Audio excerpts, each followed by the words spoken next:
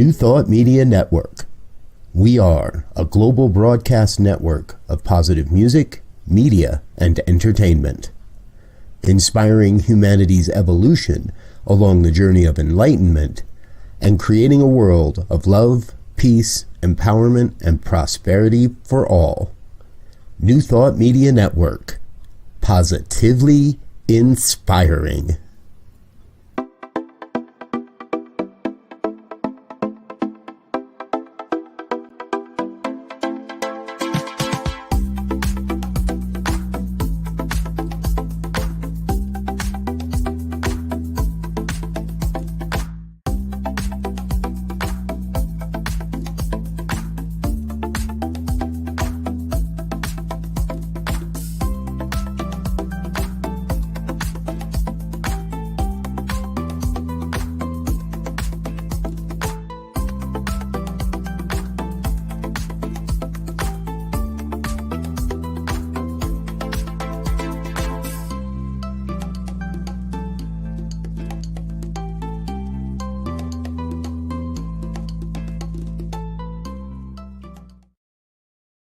Hello and welcome back to Global Focus Today. I am Reverend Dr. Sharri Johnson, your host, and we have a wonderful guest today. I know that's the only kind of guest I have, but this one is a really, really cool person, someone I've known for years and loved dearly. She is Dr. Tracy Brown, RSCP, which my late husband pronounced RSCP, and she is an amazing person. I mean, her whole life is juggling a chainsaw, a bowling ball, and a raw egg, and she never drops a thing. She has used universal spiritual practices as a guide for her life for more than 35 years. And she has a great motto: you always have a choice. And she believes learning spiritual principle is useless if you don't use it. Well, yeah. She's frequently requested as a speaker in both the Unity Movement Center and Centers for Spiritual Living. And she has also hosted 3 programs here on New Thought Media Network. She has been the past president of the Leadership Council of the Centers for Spiritual Living. She is an amazing practitioner, and she is currently working on her second book called Inclusive Churches as a follow-up to the first book, Stained Glass Spirit, Creating Spiritual Communities Where Oneness Does Not Require Sameness, which I dearly love. So please help me in joining Dr. Tracy Brown. Thank you so much for saying yes. I'm so delighted to hang out with you today. I just amazes me the things that you do. And you do everything with a tremendous amount of grace and ease. You know, that's a thing you find in New Thought prayers a lot, grace and ease. And I always go, yeah, right. But you exemplify that. So first, I want to hear about the first book because I don't know anything about it. And I love the title.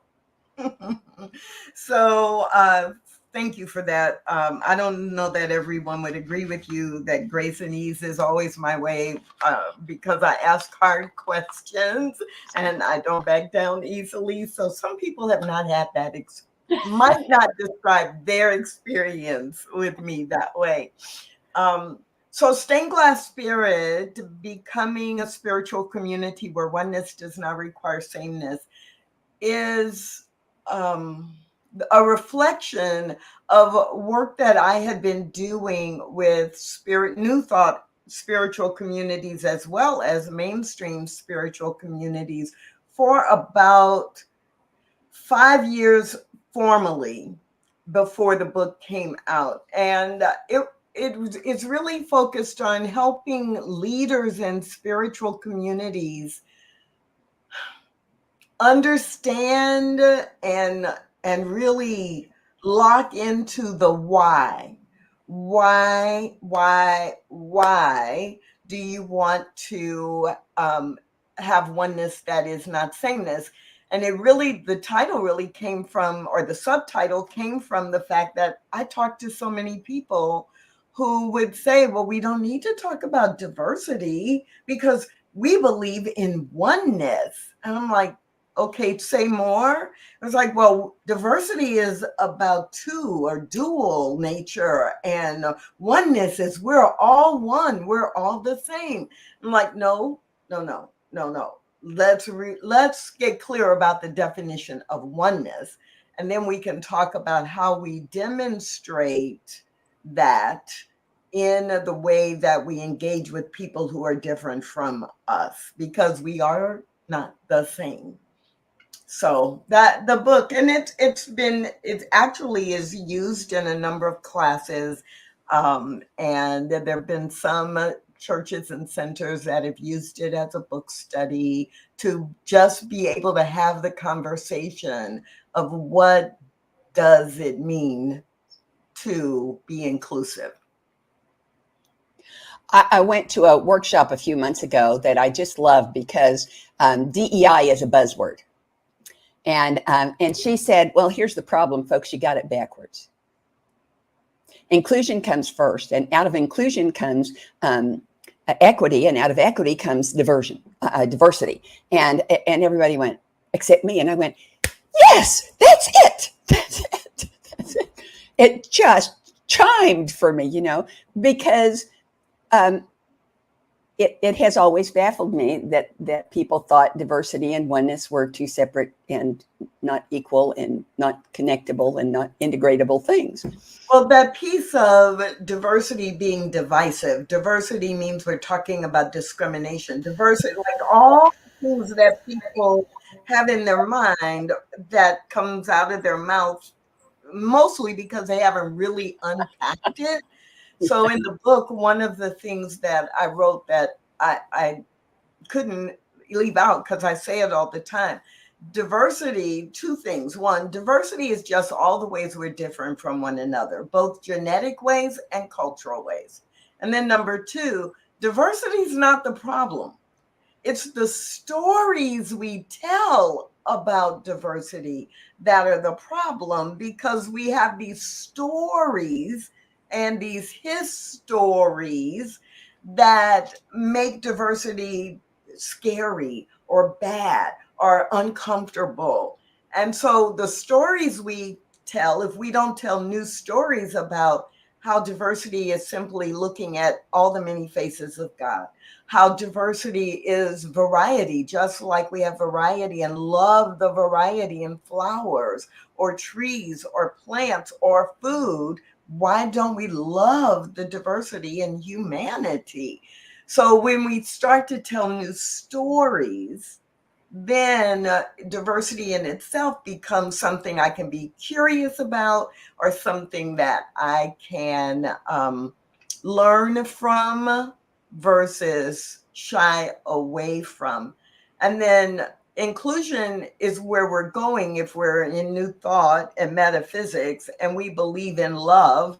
And really, even in more traditional denominations, love, the first commandment is to love, right? And to love others as yourself, and to love thine enemy, and to love all people. Love, love, love, love, love. Yep. If I am meeting people and engaging with people from a place of love, even in the hard conversations, it doesn't mean that I'm smiling all the time. What it means is that I honor who you are, all of who you are, and I come fully present, and we together are going to build, in this case, our spiritual community, reflecting all of our needs. That's inclusion. It does require action, but the motivation for inclusion in New Thought spiritual communities is love, the spiritual principle of love. Yep. Well, and I grew up a weird childhood, so I'm not your average run of the mill anything. But one thing I always thought was, if it weren't for diversity, not only would I be bored, but God would be bored. And somehow I just can't imagine God being bored. No, and that is so often I find myself remembering, right, that, the diversity is a divine idea. It's God's idea. It is God's idea of, hey, let me put these qualities together and see what this person can do with them. And let's see this situation and how humanity deals with that. And it's combining the qualities in so many different ways to create a world that does reflect the creativity and the nature of God. Because God's not dimensional, right? And so, of course, we've got to have people who represent all of the infinite number of possibilities and combinations. So, if we know that, and if we believe that, and if we teach that, then that's the motivation to really be curious about people who are different from you instead of afraid of them. How is God showing up in this community or with this group of people or with people who identify in a certain way? What's God doing in that person, in that body, in that identity group?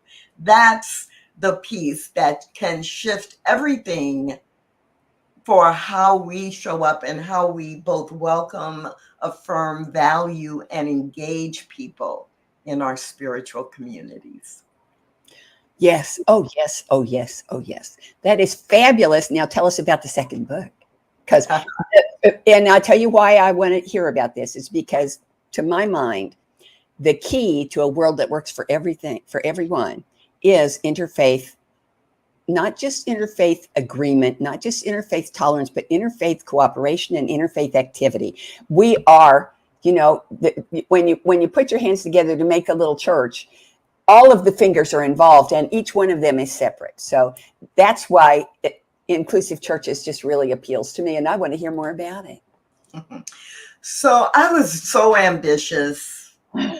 When Stained Glass Spirit came out, I had started writing a different book, and it was about stained glass spirit. It was titled Stained Glass Spirit, but it had a different focus. And what happened as I was writing was I realized everything I was trying to cram into the book was really 3 different books. There was the book about why this is important and what it means to be inclusive in a spiritual community and to represent oneness, not sameness. Then there was a lot about, well, now you understand that. How do you do it? What kinds of conversations do you have? How do you call people in? How do you prepare the how, right? How do we actually do this? And then there was a section that kept coming up that was about for individuals who were not trying to lead or facilitate the inclusion for the whole community, but in their own individual lives, they just wanted some spiritual practices or some conversation starters that they could use with their friends and with the people they knew. So I was getting overwhelmed, and I realized actually this is 3 different books. Stop trying to make them one 500-page book. So Stained Glass Spirit, it made sense to focus on the why first. And then once people get that and start living it and talking about it and letting it really marinate, then it's time to do the second book, which is the how. So inclusive church or inclusive churches is about how. So it will have a series of brief chapters, articles that give you things to do or say or practice. Have a conversation with your leadership team around this and use these points. Create a program for Pride Month, but keep these things in mind, right? So it's going to be more of these are 52 things you can try in your community that will be conversation starters or event starters, seeds that you can actually use. And so that's going to be inclusive churches. And then when that comes out, I'll start fine tuning an individual personal devotional and reflection, which will be Oneness in Action. Is that the title? I like that title. Yeah, that'll be the third one. And one of the reasons I said I was so ambitious is because when Stained Glass Spirit came out, about 2 pages in, I had the covers for all 3 books saying, and coming soon. inclusive church and oneness in action, because I had my designer design the covers for all 3 books so that they would fit together. Right. So yeah, it's been a few years since Stained Glass Spirit came out. But anybody who has it probably laughs when they're like, whatever happened to book 2 and book 3? Book 2 is on its way in the calendar year 2024. Well, soon is a really sort of amorphous term. There's a lot in the perception of that. It's contextual. That's what I mean to say. It is right. But I'm ready. I'm definitely ready. So I have a list of questions, and I don't know which one to ask first. So I'm going to ask you this one because I know what I think. And I wonder what you think and what's probably in your book. And that's what's wrong with having a community where everybody's the same race or age or ethnicity or hair color. I love that question.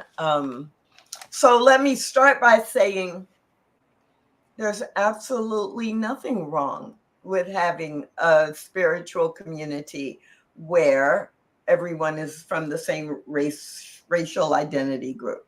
There's nothing wrong with that, actually. I truly believe that. And one of the reasons I believe there's nothing wrong with it is because I can have 100 people and they may be all from the same racial identity group, and I still have diversity, right? I still have to realize we're not all the same. And in some ways, recognizing diversity when you think we're all the same can be easier, because you're like, oh, well, we're all white people. And then you go, but wait a minute, this couple grew up in Missouri, and this person grew up in Idaho, and this person immigrated here from London when they were in college, and this, right? And so it almost makes it impossible for you to label diversity as a bad thing when you realize we share the same identity group and we still have diversity. And that diversity requires me to learn and practice some communication skills, some leadership skills, some analysis and critical thinking skills to be able to build a bond with and to provide service to the people who are different from me. Those are the exact same skills and the same critical thinking and the same process that you would use if you had people from 3 different racial identity groups. You could have a group that was all women, and there are a number of folks I know who lead retreats that are designed for women. And so one of them said to me, well, we're focused on women. And so, they kind of implied, so diversity is not really a part of it. I was like, well, do you have women from different generations? Oh, yeah. Do you have women who grew up in different parts of the country? Oh, yeah. Do you have women who, even though everybody is New Thought now, some grew up Christian, some grew up atheist, some grew up Hindu. So, oh, yeah. Well, you've got diversity, and you're trying to create this women's retreat in the context of inclusion. So you have to look at the ways people are different from you and not just design a retreat that you would like if you want them to feel they made a great investment in their money. So there's nothing wrong with having a community where everyone is the same race or the same age group or the same denomination, the same religious path.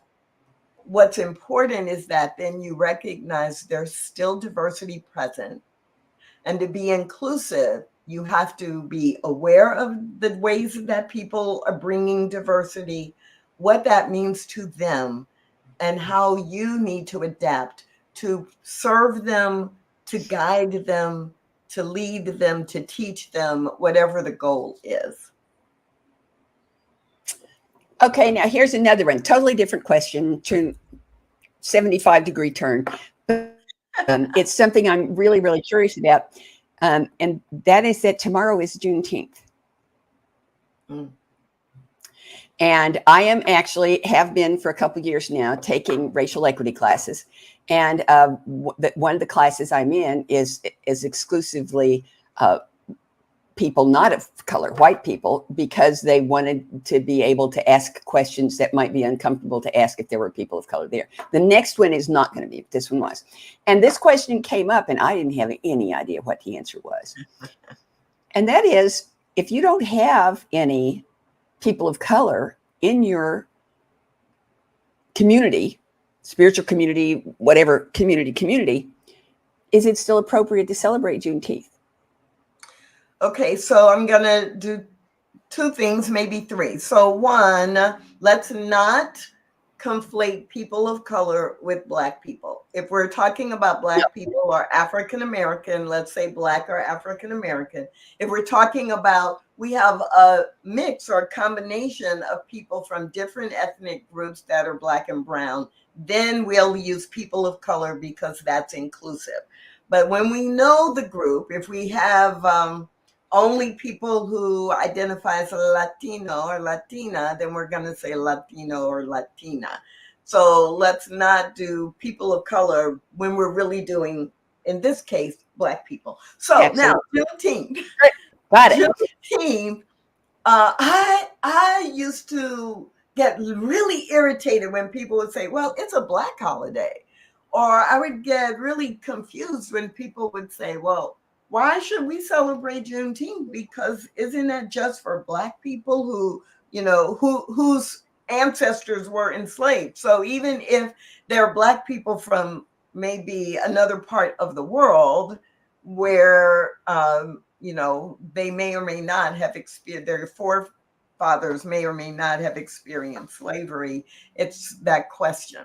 So the short answer is, if a new thought, spiritual community, I'm going to label it that way for now, doesn't have any Black members, it is absolutely appropriate and in my mind necessary and imperative that Juneteenth is honored.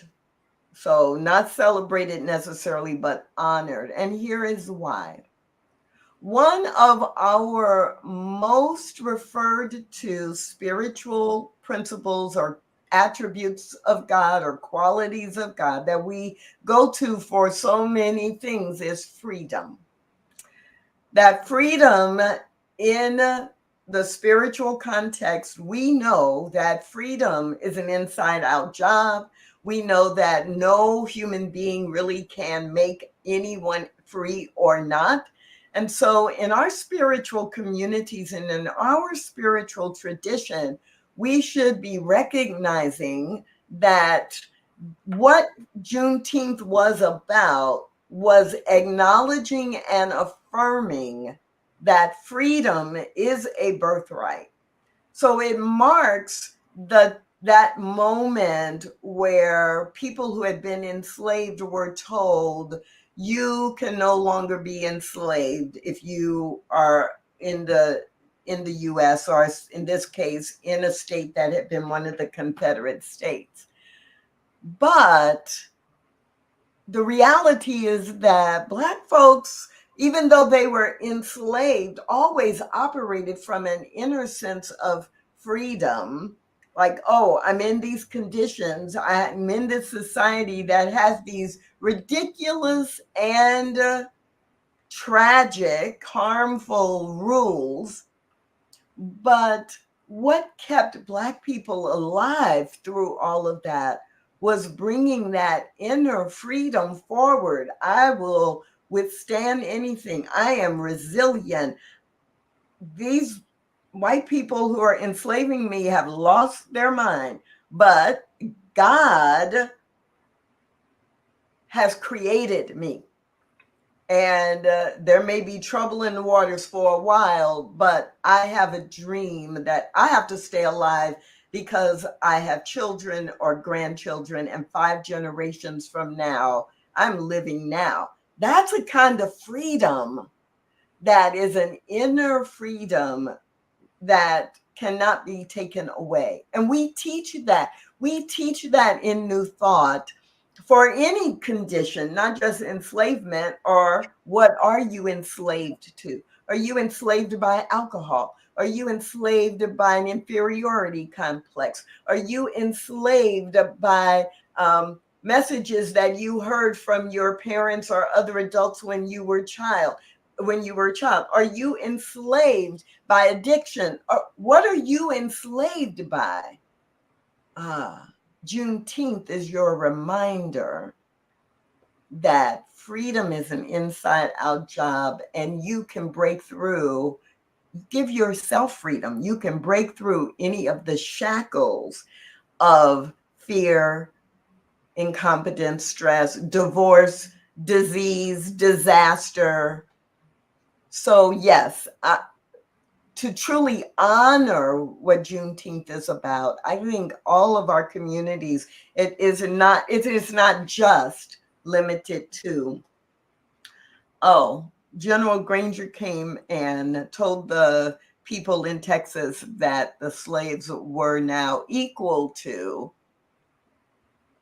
everyone else, which is really what the proclamation said. Okay, good. I like that answer. That works for me.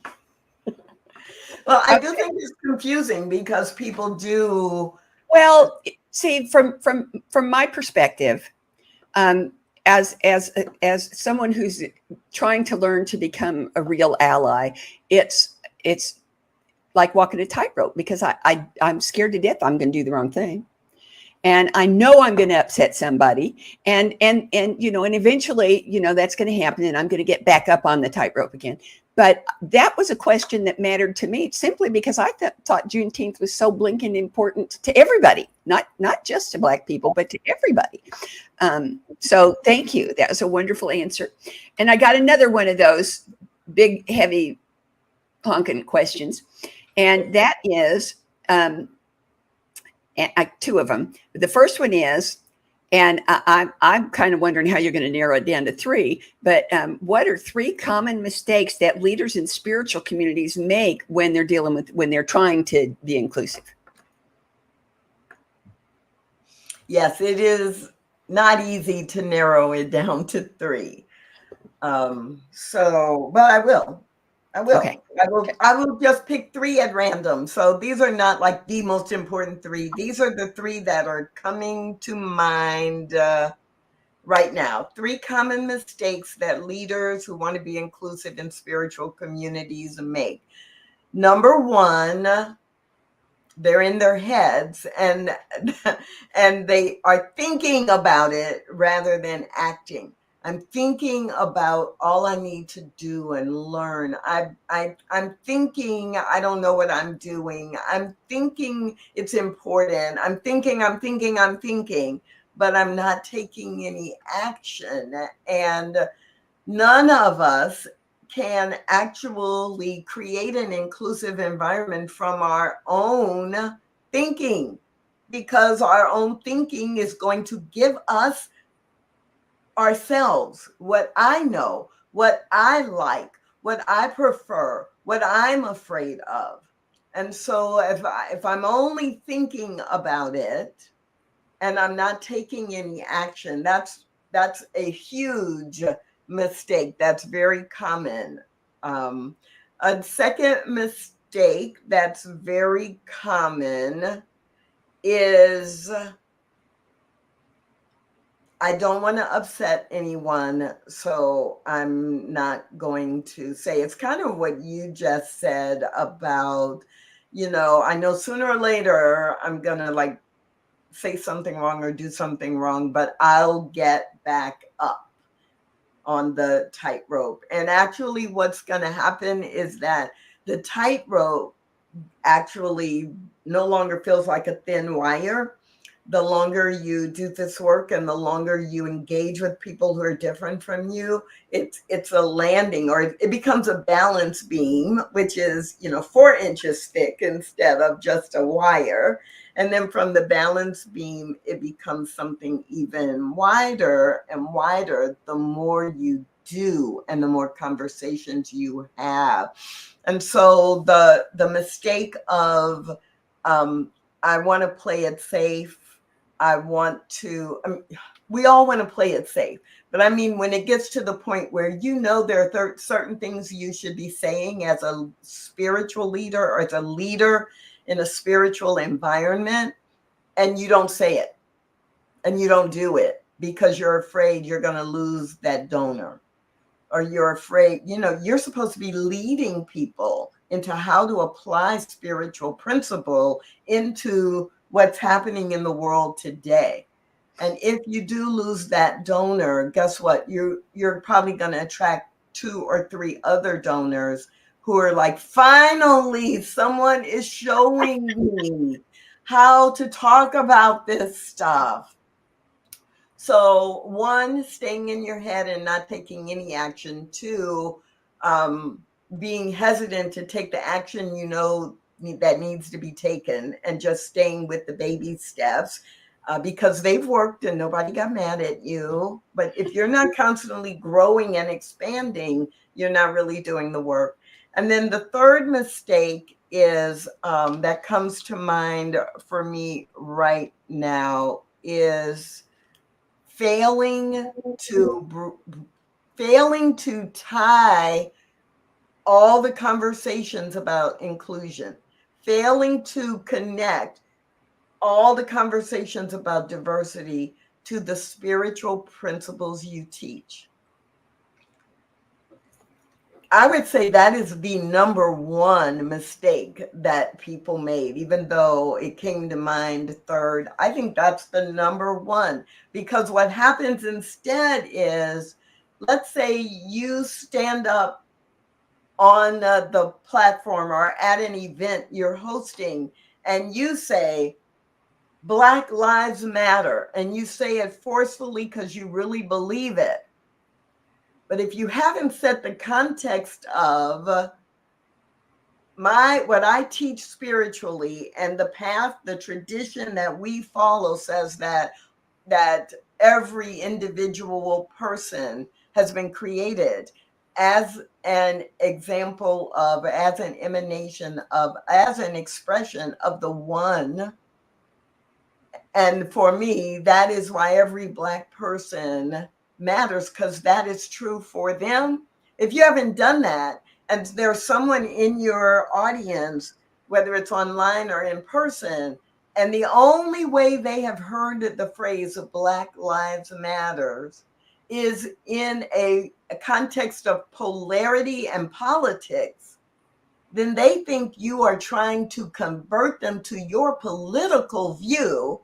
And if they don't agree with it, they're like, I didn't come to church in order for you to try to make me be like you. Or I didn't come to this event online for you to talk politics to me. So there's a whole chapter in the Stained Glass Spirit book that is titled, Are You Listening with Political Ears or Spiritual Ears? And as leaders, it's important for us to speak from the spiritual platform that we have. One caveat, it doesn't mean you cannot go participate or encourage people in your community to participate in the political system. It doesn't mean that. It means that when you are teaching or speaking, you are putting the framework and the context in something that is related to your mission and your values, which is a spiritual community, teaching people how to apply spiritual principle in order to live a life they love and to create a world that works for everyone. And if you can't do that, then you're not ready to speak about inclusion or diversity yet. So those 3 things come to mind first. Okay.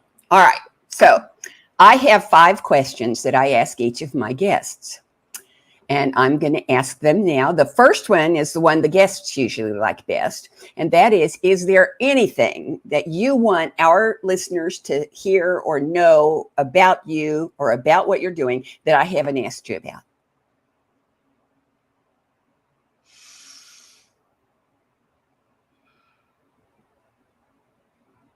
I love that you ask these really simple questions that require no thought, no reflection whatsoever.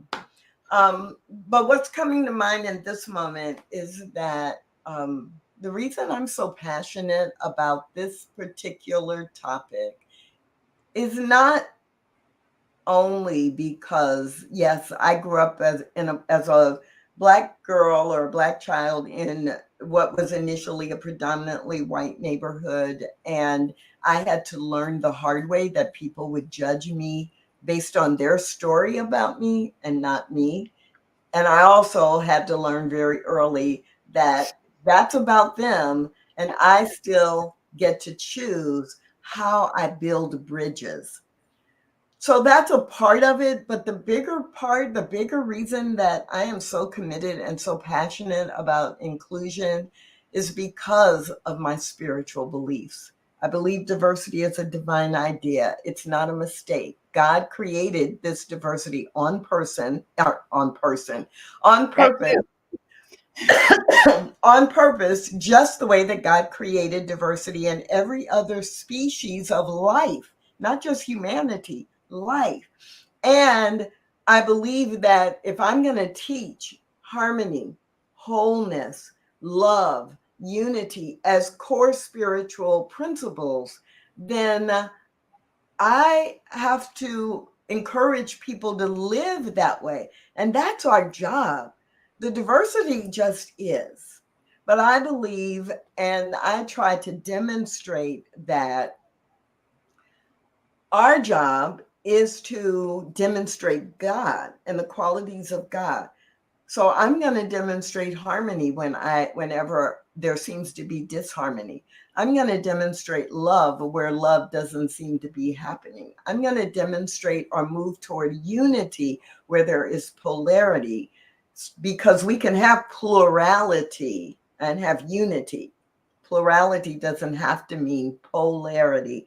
So that's what I think people sometimes assume. Oh, well, you're a Black woman and you've been mistreated and discriminated against, and that's why you're on your soapbox. And it's like, no, actually, it's because I'm trying to create heaven on earth. And it's not just about race for me. And that's why I'm, talking as much about sexual orientation and gender identity, or multi-generational communication, or language, or other ways that we're different from one another, in addition to race and ethnicity. Okay, cool. I'm glad I asked that question. Okay, here's the next one. How does what you do with Reclaim Joy, with Stained Glass Spirit, with being and doing Tracy Brown, how does that encourage, enhance, develop, unveil, pick your own verb, conscious evolution? My favorite quote is from an ancient Egyptian text. Every day is a donation to eternity. Even an hour is a contribution to the future.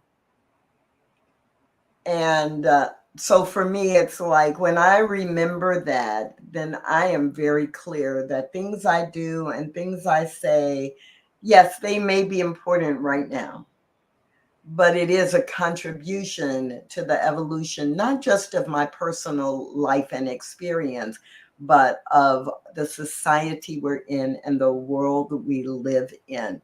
So that quote, in combination with there are several Eastern faiths that talk about what we are doing is for, I will never enjoy the shade under the tree that I am planting as my life. That it's for people who are 3 generations, 5 generations, 10 generations from now, who will benefit from what I do and say. So I know that I trust it, because otherwise it'd be too easy to just stop and and just kind of sit around and read and relax, which I do sit around and read and relax. But it's like I wouldn't take on a lot of the things I take on. And I don't think any of the books I've written, I wouldn't have written them if I wasn't trying to influence the future. All righty then. So here's the next one, and it sounds like the last one, but it's not quite the same. How does what you do with Reclaim Joy and Stained Glass Spirit and all of the things that you do in R&B, how does all of that contribute to, support, unveil, release, pick your own verb, world peace? World peace is an interesting phrase, and I'm going to change it. Well, no, I'm not. So world peace can happen. World peace can happen when we are led by our universal spiritual principles. And so Reclaim Joy, which, is really the work that I do related to all spiritual principles being applied in my life and in someone's life, in all aspects of life. Peace is kind of that foundation. Love and peace are those foundations in order to experience joy. So I model it whenever I can. I model returning to that peace, because I know I'm a human being, and I'm going from condition to condition, and that in a moment I may not be or feel or reflect peace, but I'm always moving back toward it. So I want to model that, and I think that's how it helps others. I can tell people about it, but the best sermon is the one you actually live, right? Yep. Okay, here's the next one. And this is the one that people get the biggest kick out of. You have to close your eyes because you're going to use your imagination. Now, we are presuming that every single thing goes exactly the way you want it to go. Every detail, every interaction, every encounter, every relationship, every single event in your life goes exactly the way you want it to go.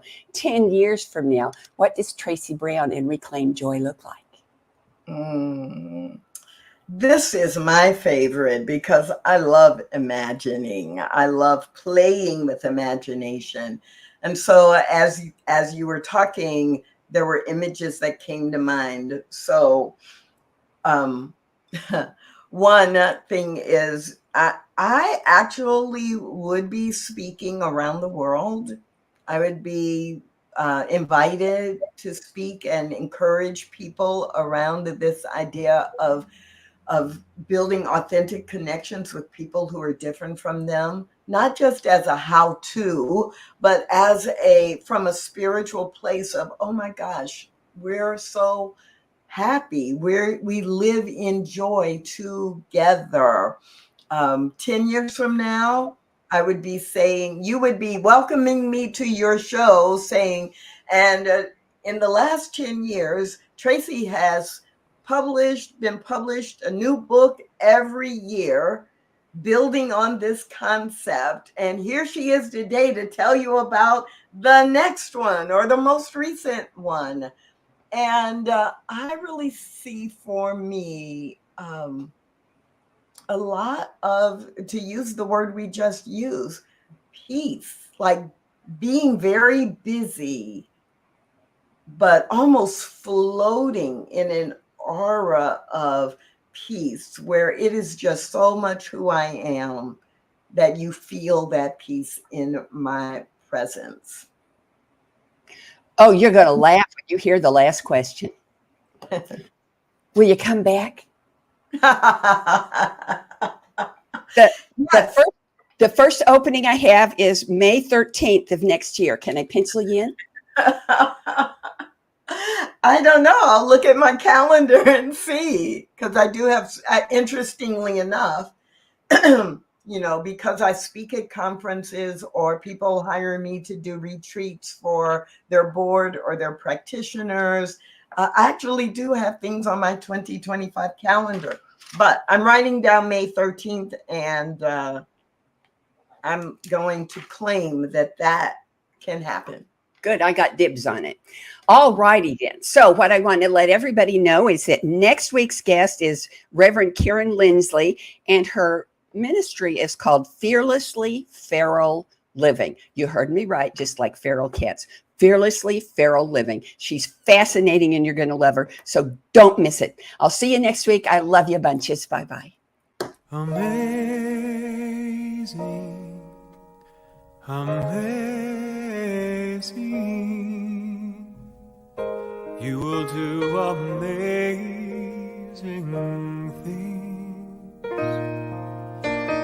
Amazing, amazing, you will do amazing things. On behalf of everyone at New Thought Media Network, thank you for being a member of our virtual family. Your financial contributions help share the New Thought message with people from around the world. Please visit and contribute at www.ntmedia.org/donate. New Thought Media Network, come be you. And please like, share, and subscribe.